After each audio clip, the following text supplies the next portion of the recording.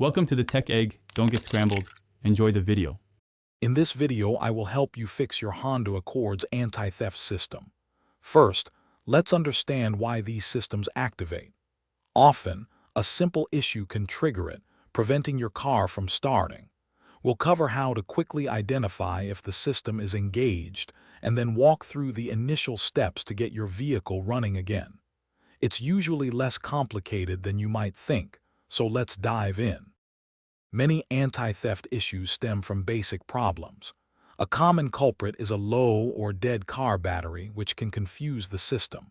Always check your key fob battery too. A weak signal might prevent deactivation. Also, make sure all your doors, the hood, and the trunk are completely shut. The system needs to confirm everything is secure before disarming. These simple checks can save you a lot of time. Hey everyone, quick recommendation.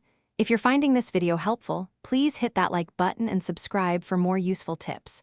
And on another note, life's too short for cheap socks, just like it's too short for a car that won't start. Go darn tough with a lifetime warranty. You can find the link for these amazing socks and other great deals in the description below. Now, let's get back to the video.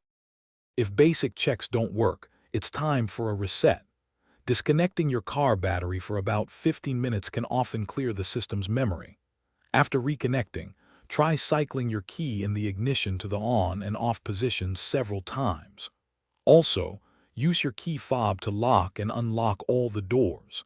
These actions can sometimes resynchronize the anti-theft system and allow your car to start. For more stubborn issues, you might need to dig a little deeper. Check the fuses associated with your security system. A blown fuse can prevent proper operation. If the problem persists, it could indicate an issue with the immobilizer or even the car's main computer. At this point, it's often best to consult a professional mechanic. They have specialized tools to diagnose and fix complex electrical problems safely. Thanks for watching. Consider subscribing if I helped unscramble your problems.